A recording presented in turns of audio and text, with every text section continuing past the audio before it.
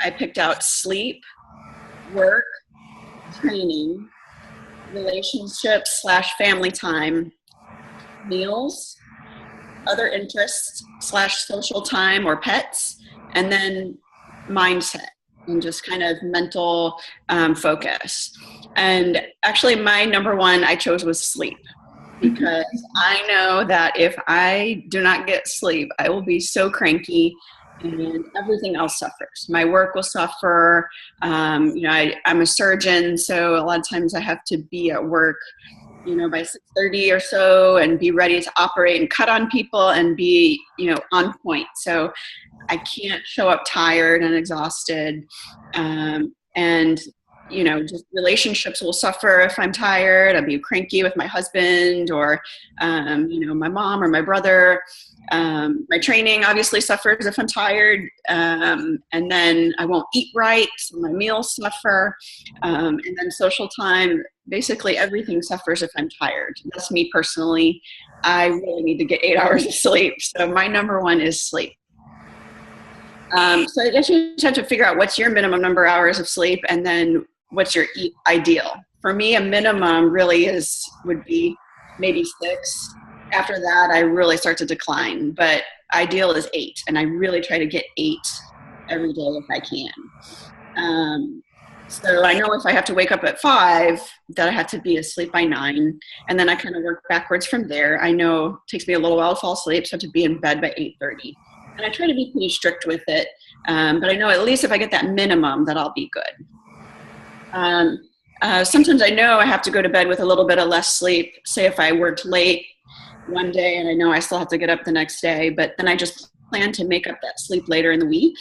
I may go 6 hours, 7 hours, but then maybe on Saturday I sleep in and get 9 hours. So I just try to make it up and make sure I'm at least averaging 8. And then for work, another thing to focus on, it just kind of depends on how flexible your job is. Some people are less flexible than others. When I was in residency, I had basically no flexibility, and I had to do what they said when they said. If they said be there at 6, I had to, be there ready to go, and I couldn't leave till they told me I could leave. Now, I'm in my practice. I can have a little more control over when I see patients and when I schedule my surgeries, which is nice. But if you can get any flexibility, even if it's a little bit, you got to run with it. You got to ask for things at your job and see if they'll give you any leeway. So, could you work from home one day per week? That would give you some time to get a workout in, or go in a little earlier so that you can leave earlier. My husband goes to work at 7, even though his office really starts at 8, so that he can leave by 4. And that helps him beat the traffic, especially in Houston, which is really bad. And then he can oftentimes get in he's a cyclist too, so he'll get in his interval workout before it gets dark. Do they offer any flex hours? Could you work later on Mondays when that might be your recovery day and you don't really care if you work out, so that you can leave earlier on Wednesdays, which might be the local crit or race or something that you really prioritize. Sometimes bosses could be flexible with that. And then just don't hang around and chat with your employees, friends afterwards and do happy hours and stuff. Just get out of there. I found even in residency, when we were there 100 hours a week, a lot of people would just after work sit around on the couch and just chat with each other about the day. I was like, I'm out of there. I'm going to go ride my bike. I'm going to go run. I'm going to do whatever. So just, stick to your guns and don't feel like you have to do what everybody else is doing, and get out of there and take care of what you need to get done. And then training. So I made this section a little bit longer. I think there's a lot to go through with that. And I kind of started in triathlon, and then I moved to cycling only. So sometimes I kind of take on a triathlon perspective too. But I think the biggest thing is just keeping motivated, especially when you have a lot of things going on, because you get so tired, and not just mentally, but also physically and even emotionally. sometimes, a lot of times, I come home and I just do not want to work out, even though I have all these goals and I want to be number one and, race at the pro level. There's days I come home and I'm like, I cannot ride. I can't. And that happens. And you just have to be okay with that and kind of forgive yourself. But to keep motivated, I keep a big whiteboard with dry erase markers where I can write my short-term goals, which might be for that week or that month. Like, say I want to, hit a certain power number or ride it over certain hours per week. And then I'll put a season goal. I want to, win X race, and this one's coming up in a couple months, or I want to hit this 5-minute power number at some point this season. And then a long-term goal, like a 3-year goal, like I want a podium at Worlds in, 2020. Something to keep you motivated, that you come home, you see it, and it's something that's going to get you on that bike when you just aren't sure that you can do it. And kind of like I said earlier, just knowing when to push yourself and when not to. Sometimes you just need to take an unplanned rest day, and that's just the reality of life. People that work, if it was a really, really hard day, it was a late day, it was a really stressful day, it takes a lot of mental focus to do intervals. So if you're not going to put your heart into it and do it right, just skip it. I mean, the world's not going to end. And then for me, I'm also Miss Hangry. I have to eat all the time because I'm always starving. And something that would keep me off the bike is if I'm starving at the end of the day and I come home and all I want to do is go to the fridge and eat.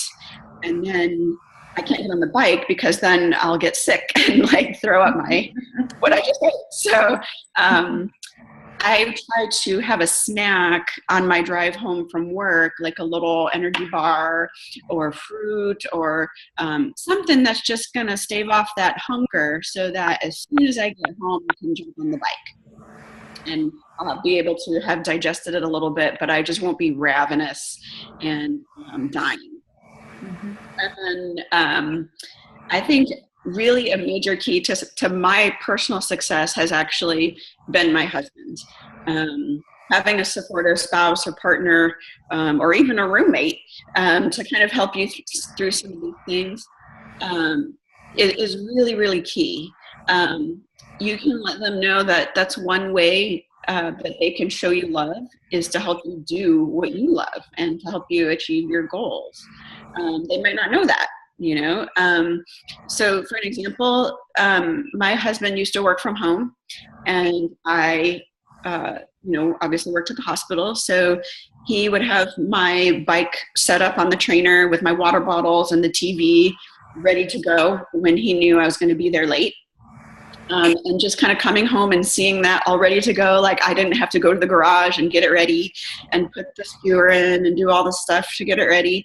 Just having it already set to go was like one less barrier. It made it so easy to just change in my kit and hop on.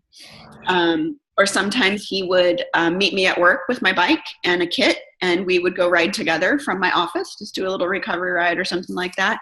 He just tried to make it easy on me. Or he might start dinner, or throw something in the crock pot on days when he knew that I needed to get a key workout done, but I wasn't going to be home till 5 or 6. So, if your partner also trains, that obviously makes it really easy because they understand. It might be a little more difficult if they don't train or they don't do your sport because, they just don't understand what it's like and needing to get those workouts done. But you have to tell them, you have to say, it would really, really help me to reach my goals if you could do X, Y, or Z. And that's a way that you could show me love, and then just plan ahead on days when you can train together. If your spouse or partner does do your sport, when it makes sense to try to ride together, or alternate key workout days so that one person can do a recovery day and get dinner started while the other person is doing their key workout, and vice versa. So, for example, he may do his intervals Tuesday and Thursday evenings, and I'll do dinner those nights. And I may just do an easy recovery day in the morning before work or on the trainer while I'm watching the stove on those days. And then we can flip-flop. we probably do about 90% of our weekend training together, because that's quality time that we can spend together, and it includes the car ride to wherever we're starting our ride from, and then the ride, and then maybe we'll get lunch or coffee afterwards. So that's quality time for us, and then we don't feel like we need to do all kinds of stuff later in the day. Maybe we go hang out with our separate friends because we got some quality time in earlier in the day. And I think just, communicate and work out a deal ahead of time, planning ahead, and just saying, hey, I need to do X, Y, Z. Can you, take the kids this day while I am doing this workout with my team or whatever. And I don't have kids, so I think that is one thing that for sure has made it easier for me, and so I couldn't really comment on that. I really respect anybody that does have kids and still get some training done, because I don't know how you can do it. But I just feel like there's only so many things you can do well, and something always has to suffer. So you don't obviously want your kids to be suffering. So sometimes that might be your training or your meals or your sleep. So just think through it and try to get this priority list going. And then just on days you're not feeling it, just make an honest assessment. And if you cannot do your intervals, just don't do it. I mean, if there's definitely been days where I've been physically exhausted, mentally operated 12 hours straight. I was like, I'm just not doing it, and just forgive yourself and just move on. You're not going to lose fitness because you skipped one interval day. Okay. So then the next topic was relationships and family time. So obviously it's easy if your spouse or family member does your sport with you, because you get to spend a lot of time with them. But I think the key is planning ahead, kind of a theme we're seeing here. Like, you have a wedding coming up. Do you have a birthday party? Do you have a date night coming up? Plan those days to be shorter or a non-training day. And that can be skipping a whole weekend sometimes if you have to go to a wedding weekend or something like that, or maybe you do more intensity the week before so that you can recover that weekend that you have to do your family activities. Obviously, don't sacrifice your loved ones for a bike race. I've skipped a few races that I thought were a big deal at the time because I had to go to a wedding that my husband's friend or something that I didn't even really know. And at the time I was kind of upset that I missed these races, but now I realize it's just not a big deal. But I did miss a good friend's wedding one time because I wanted to do this Texas, and that was 9 years ago, and I still think about it and I still regret it. So I would say definitely choose family over an athletic event if you can. You definitely won't regret that. Hey, Jennifer, your speaker's kind of going out. Is there a piece of paper over it or something? No, let me see. Okay, now you sound better. Okay, maybe I just need to get a little closer. Okay. Okay, sorry. Right. Okay, so yeah, just a lot of times you just have to chalk it up to that's life. I missed that race. I missed that event. Like, there's always next year. Bike racing isn't going anywhere. So, okay, on to meals. So obviously, if money is no object, you can hire somebody to meal prep for you and just, have them do your kitchen, and you can specialize, you tell them your nutritional requirements and then not have to worry about it. And that's one less thing that you have to spend any time on. I've never been able to do that, but but that would be really nice. So, Yeah. but the next best thing after that would be getting like the ready-made meals, maybe even do it for just a couple days a week, or maybe just for your work lunches, like the SNAP meals, or My Foods, that type of thing, or the ones that are delivered, ones you could pick up, like the really healthy organic ones, although they are about $8 to $12 per meal. So that's kind of expensive, but also if you're going out to lunch, you do it for your work day, a lot of times that's what you're going to spend anyway. So you might as well get something that's delicious and good for your training. if you have a spouse, roommate, partner who cooks, and you could trade off with them, maybe they could cook during the week and you could cook on the weekends, or something like that to kind of help get the meal prep going. Doing your own meal prep. So I am not a good cook at all. Like, I can make peanut butter and jelly. So when I was in residency and I was working like 100-hour weeks, I would just make, one big pot of spaghetti and eat that all week. I would make a pot of chili, some kind of casserole or enchiladas, just something that I could eat all week and not have to spend any time actually standing in front of the stove during those nights, because otherwise I would never get a workout in.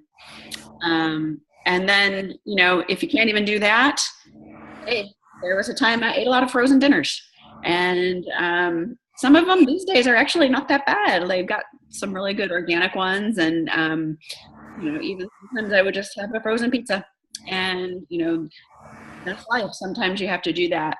Obviously not ideal, but, whatever you need to do to make sure that you get your nutrition in. But I think the key, like I said earlier, was don't come home from work starving, because, then you're never going to be able to concentrate and you'll be depleted for your workout. So get yourself a little snack on your way home so that you can come home and jump. Okay. That was nails. Okay. And then other interests and pets and things like that. We take our pets a lot of times to race weekends. Another thing that really helped us was a doggy door with a fenced in yard, so that, if we're gone for long periods of time, they can go out and everything like that. Getting a low maintenance pet would be a good idea. But if you find that you are just too busy and you don't have time to really take care of it, and you're constantly dropping it off at the sitter or something, maybe it's not really the best idea to even have pets or things like that. Other interests, like when I was in residency, I went to a lot of happy hours with my friends, and I just made sure to do those on my recovery days, or I would kind of switch my training days around so that I could do those other activities. I really didn't have a lot of time for other interests like reading or knitting or anything like that. It was really, I came home, I rode my bike, I went to bed. So that was pretty much. And then mindset, I think, was the last thing I wanted to talk about. I think, you can be as successful as you want. I got into cycling just because a friend did it, and I wanted to lose weight and have fun and, do a triathlon and that. And now I'm actually in talks with a team for a possible pro contract for 2018. So just, you can't let anybody else, dictate your limitations. But you do have to decide what you're willing to sacrifice and what you're not. And you have to be able to forgive yourself and roll with the punches, because life was always going to throw you curveballs.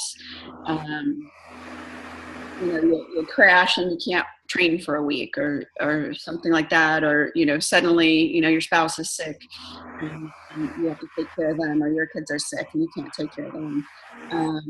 So you just have to be okay with your fitness level and your abilities based on your life situation. I could quit my job now and, just go train and be a pro cyclist. But, I'm not okay with that. I'm not okay with sacrificing, everything that I've worked hard for. So I'm okay with never being, Warren Stevens or, like world champion, elite. I'm going to be a masters racer. That's okay. I'm happy with that. I think that's cool. There's no reason for me to get down on myself, because I'm a working person that enjoys competing. I still have fun. That's why we're doing this. But if you can't be okay with that, you'll never be happy, because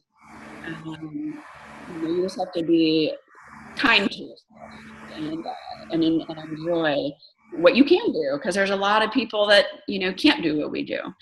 So and then the last thing is comparing yourself to others, just total waste of time. Especially with Facebook and Instagrams and Twitters, and people always looking so perfect and doing so many miles and doing XYZ competitions and winning this and that. Most people are mostly concerned with themselves. They're not worried about you. Don't worry about what anybody else thinks or does or their opinions of you. Just go for what you want, and you can do it, despite having to work a lot or not having the best equipment or not having as much training time. Like, if you believe that you can do it, you'll find a way to do it. So that's been kind of my philosophy, and I've gotten more and more satisfied with my racing career as I've gotten older. I don't really attach my self-worth to my race results, and I just go out there and have fun, and I'm going to keep doing it as long as I can, or at least as long as I'm still having fun with it. So that's what I prepared. Okay, well, tell us more about your motivation. Okay, so you have your boards, your whiteboards, and you have your goals on there. What else motivates you? Music? Do you visualize yourself in the race? What else motivates you? Yeah, I think about racing a lot. I plan out. I recently just started coaching myself, so I have planned out my calendar, and I think about the races and think about, why am I doing this? What do I want to get out of this season? And yeah, a lot of times I'll lay in bed at night and think about racing or winning or the feeling of sprinting in front of everybody, or how much fun it is to even just go to races with my friends. And yeah, I don't want to show up to a race and get dropped and be hanging off the back. I want to show up and compete, so I want to make sure I'm ready. So I think maybe sometimes fear will motivate me a little bit and kind of keep me from skipping workouts too. Okay, that's good. Yeah. Questions? Emily, you have any questions? Well, I guess it's just, no, I'm sort of thinking about how to put all that into a little bit less flexibility at work and stuff like that. Because, or I guess maybe, how do you start or have you had to start sort of reset all of the goals in your whiteboards and stuff as you're going along with work? And how do you sort of handle that? Or do you have any suggestions for how to handle that kind of thing when the rest of life keeps sort of, as you said, throwing you curveballs and stuff? Yeah, I mean, you definitely have to adjust goals as they go along, because you don't want to have something that is on your whiteboard or your whatever your planner, what you're looking at every day that's motivating you. That's not attainable. So it's kind of part of the mindset thing, like accepting. Yes, I have to work from 6 to 6 every day. So that's just the reality of the situation. So, just start with smaller goals. Start with things that that you can achieve. Okay, so my first goal is to raise my FTP to X. And make it a small goal. Don't say what your ultimate goal is. Don't say, well, I want it to be, 350. Say I want to raise it 10 watts. Pick small things that are going to bring you satisfaction, and things that you can measure and do, not just, oh, I want to win this race. It's got to be something that you can work towards and actually achieve regardless of anybody else. Winning a race is awesome, but it kind of depends on who shows up, and how they're doing and what they do that day. But I can get on my trainer and do my intervals to raise my FTP, and it doesn't matter what anybody else is doing. So I would say pick some smaller things that you can achieve in maybe even a shorter time period, that are going to give you some stepping stones to the next thing. So John, you have a question?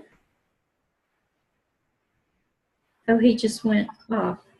Hey, Tom, what about you? Oh, no, I can't think of anything. Okay. Laura? Yeah, absolutely.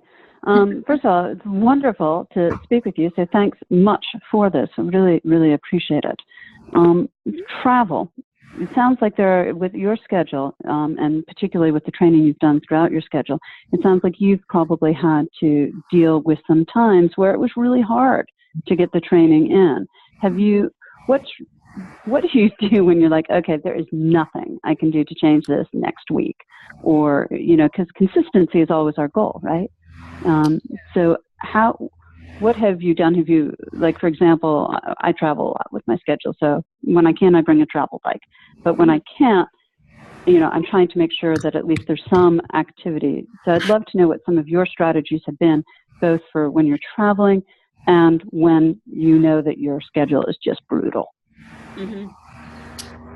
If you know in advance that you're going to be traveling, that's probably the best situation, because you can schedule that as a recovery week, or just kind of know that, okay, my training isn't going to be as quality those days, and you can overload yourself a little bit more beforehand so that you go into that week kind of just tired, and you can use it to recover and build your strength, and then jump back into it as soon as you get home. I didn't have to do a ton of traveling for my job, but my husband did, actually. So some of the things he would do is, when he could, he would take his bike, and while the rest of the business people were out golfing, he'd go on a ride. Yeah. But awesome. yeah, but he would look ahead to the hotel that he was going to be at, and make sure they had a fitness center, and he would get in some weight sessions, or even some kind of cardio, if they had an elliptical or something, because doing something is always better than doing nothing. And there were times when he even just had to be in his hotel room and do some squats and do some body weight exercises, or some plyo things like jump squats and things like that. I'm sure you could find a million body weight workouts on YouTube or something like that. We always go we go on YouTube and search for 10-minute core workout, 10-minute abs. You can find hundreds of them on there, and just do that in your hotel room, or just go just anything. Go for a little jog. That just bring some running shoes and go for a jog. Just anything that you can do to get active and get your heart rate up is going to keep your consistency better for when you come back, and then you get back into your regular routine. It doesn't have to be exactly your sport. You can do some cross training and still come back and not have lost anything. So John, do you have a question? Oh, we can't hear you, John. There you Can go. you hear me? Yeah. Okay. All right. Hey, Jerry, thank you so much for your time tonight. I was curious, with everything that you have going on, both, high stress, long hour career, and then also, competing at a really elite level, from just kind of, resetting your mind every season. How long do you tend to take off, a decent amount of time at the end of your season, or how do you stay just mentally fresh throughout the year, given that you're trying to balance, you're, being a surgeon as well as being a highly competitive, track cyclist. Yeah, I mean, it's definitely, it does wear on you. And I think this past year, it really got to me and I got kind of burnt out. I started racing in January because I do road. I do road and track. And so I did my first road race in January and I went all the way straight through to Worlds in October for track. And when I got done with Worlds, I came home and I didn't even want to ride. I said, okay, I'm 37. That's a good age to retire from cycling. I was like, I'm done. Like, it took so much out of me. I put so much stress on myself for Worlds that like, it was really difficult. So I took 2 weeks completely off the bike. I didn't really work out. I went on some walks. And I very, very gradually came around from, well, maybe I'll just do some fun rides to, well, maybe I'll do a fondo to, okay, now I want to crush it next year. And so I think giving yourself mental breaks is really important. And what I'm going to integrate this coming year is more mid-season breaks. And this is going to be like a legit rest week where I'm really not doing much on the bike. And that really, really refreshes me because sometimes my job is very stressful and I have to be on call and things like that. And I really stress out about getting my workouts in when I'm on call because I can be called at any minute. So I don't want to get into a interval workout and then get called for some emergency or something. So I'll try to, like, if I know I have a call weekend coming up or something like that, I'm going to schedule a week where I'm really not doing much on the bike. And obviously it's not going to be, leading into a key race or something like that. But I'm going to take legit, maybe like 3 really legit, like off the bike weeks throughout the year so that I do keep that freshness because I want to keep going the whole year. I don't want to burn out, in July again, like I did this past year. I don't want to feel stale. So I think, building for a few weeks and stressing yourself is good, but physically and mentally, you have to then let it go and allow that strength and everything to absorb so that you can come at it again. So that's going to be my strategy for this coming year is just really planning in more rest. And I think in the past, I've been so scared to rest because I thought I would lose fitness that I ended up just digging myself into a hole. So that would be my advice to anybody else who's, burning the candle at both ends, working, family, training. You have to recognize that all stress takes a toll on you, not just the training stress. The work stress and the family stress, it all raises your cortisol levels and it's hard on your body. So you have to give yourself those weeks where you really just let go. And maybe that's a vacation without the bike, which is, unheard of kind of for me. I don't think I've even taken one for a while, but I look forward to doing that now. I'm just the pros do it, They take a break and they go and they come back stronger.